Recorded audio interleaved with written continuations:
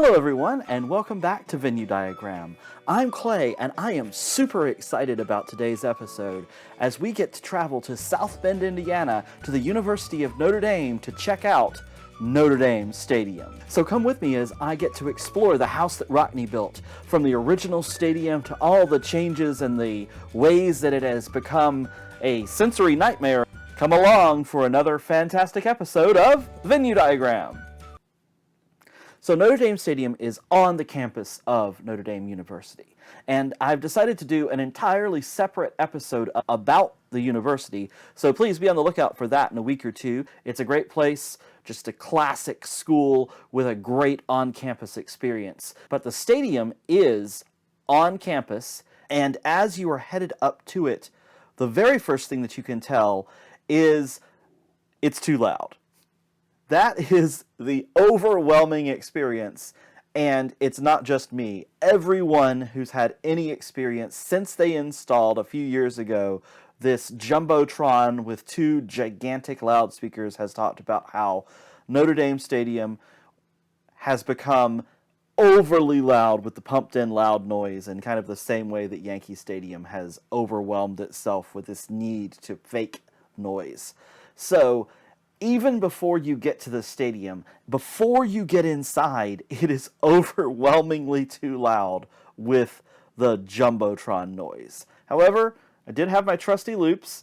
They did not have anything in the realm of noise-canceling headphones or anything to try or put on. We'll talk more about the experience at guest services as we get later into the video, but as you're coming up to the stadium, you see the classic structure there on campus. Now, what you're seeing are three buildings that have been built in recent years with luxury boxes and club seats and all of that stuff. Those three buildings on the outside are added in recent years.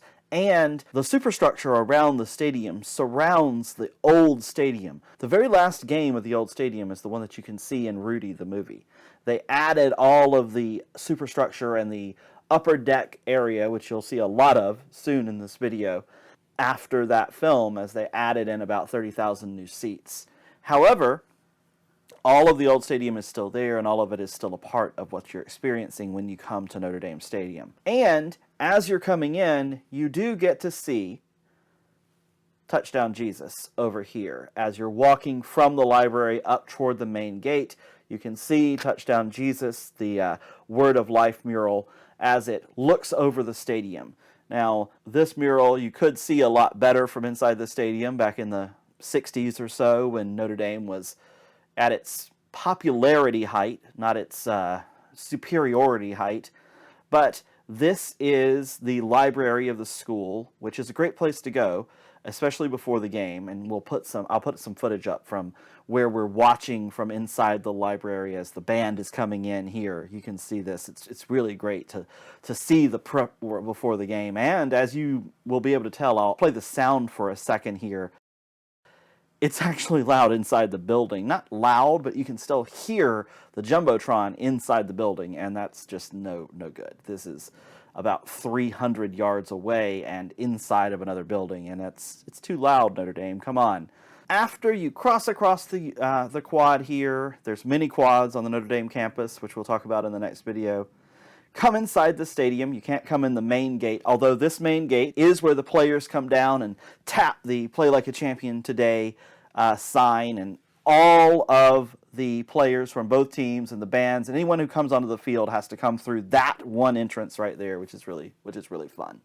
But we're coming around and coming up to the side. This inside building right here is the original Notre Dame Stadium, built in 1930 under the guidance of Knute Rockne, the house that Rockne built, like I said earlier, kind of literally true. But the stadium that was part of what made Notre Dame so famous, because this stadium, with its very large seating capacity and its location here in the middle of campus, in the middle of the country in Indiana, kind of has that vibe to it, and the small Catholic university, private school, but national powerhouse that Notre Dame had been already and would really become as they took off in the next several years, and during the 40s and 50s and 60s kind of really became a household name across half the country.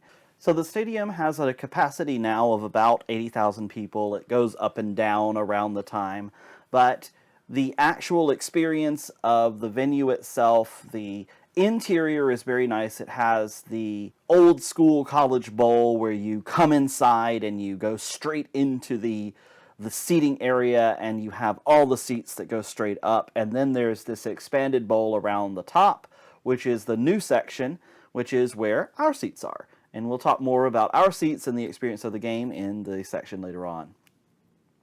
Getting into the sensory experience, we already talked about the number one sensory issue, which is, of course, the overwhelmingly negative sound issues at the stadium. The second thing that was a big problem at Notre Dame Stadium is the gluten-free food, in the sense that there was nothing. So on the website, it said that the chef had created a gluten-free menu for the stadium. I went over to one of the vendors, and they didn't know what I was talking about when I asked for gluten-free food. And then I went to guest services, and he said they did not have anything like that or any information on that at all. And guest services was just an old school canopy, like Lucy from Peanuts, with a guy behind it and another person who had some programs and like a map of the stadium. So they were very, very limited in their amount of information. They had no computer, they had no access to any additional information, and they were probably the most unhelpful people that I met in my entire time in Indiana. Everyone in Indiana was nice. Everyone at the University of Notre Dame who people met on the streets as we were walking around. There was band members who were asked random questions about things. People would stop, and they would give them like 15-minute explanations for things. So everyone except for guest services at the stadium was really helpful. As it was, though, no information about gluten-free food whatsoever. And so it just happened that I had gotten some gluten-free food beforehand at the school. And again, in the other video, I can talk about how that side of the experience went really well. However, at Notre Dame Stadium, at least as far as the guest services area that I went to, it did not go well. And I must say, once again, please update your website. Please make it easier to find these things. So as far as gluten-free experience and sensory issues, I have to give Notre Dame Stadium a pretty big negative mark. But moving into the event experience, the actual game itself was fantastic. It was so much fun. The actual game, the way that the students and the band and the team and everything interacted was so exciting. And this has been a great season for Notre Dame, except for their one home loss to NIU in the last couple minutes, which everyone around me was very frustrated about. Really made this quite the experience. It was Notre Dame versus Virginia, and Notre Dame took off from the very early stages, at least defensively. It took them a little while to get engaged offensively, but once they did, things were exciting. As you can see, the student section started doing their push-ups thing, which apparently after every score, someone gets lifted up and you do push-ups of the people. And as Bees told me earlier in the game, everybody is eligible to be the person up top. But by the end of the game, you try to find the smallest person you can and try to make it easy. And as you get drunker and drunker, you want to make sure that you get pushed upwards as that happens and not downwards, because if you start going downhill, you're going to go downhill for a long time. And it was also senior day, so we got to watch all of these senior day festivities and really get excited as each of those seniors made various fun, engaging things happen during the game. So I had not been to a college football game in several years, maybe a lot of years. And it was really, really a great time to get back into it. Going to a college football game at a classic American college is a really fun time. So if you can ever get out to like an SEC game or a Notre Dame game, a Big Ten game, any of those, the things that used to be Pac-10 games, I don't know what to call them now, because some of them are Big Ten and shouldn't be. Some of them are Big 12 teams or SEC teams and shouldn't be, all of that nonsense. But if you can get to one of those classic schools, one of those great campuses, and watch the student sections, go hang out in the student section, it really does take you into that feeling of being somewhere special. And it made me more engaged in the Notre Dame team than I've been ever. The only reason that I ever had any positive feelings toward Notre Dame was because I know Bees, and I like Bees. Bees was a Notre Dame person, and Jed Bartlett from the West Wing went to Notre Dame, so I have a Notre Dame sweatshirt because of Jed Bartlett. Other than that, I always rooted against Notre Dame, but I actually rooted for Notre Dame in the game after this one too. And, you know, I'm not going to root for them against Georgia or anything, but otherwise, you know, now having gone, I have that like little piece of this Notre Dame experience that will always be a part of me. And I feel like if you have it in you to go to one of these places, I feel like that spark will come to you too. And it's a special thing that I think we can all share. Wrapping things up with the bottom three and big three. The bottom three are pretty easy to determine for this particular visit, I've got to say. Number one, that sound system has got to go. Just terrible, ridiculous, nonsensical, overly loud, obnoxious, and not needed. You've got the band, you've got the classic fight song, you've got all of the stuff you need without it at all. Just turn it down. Number two, please have gluten-free options. You don't need a lot.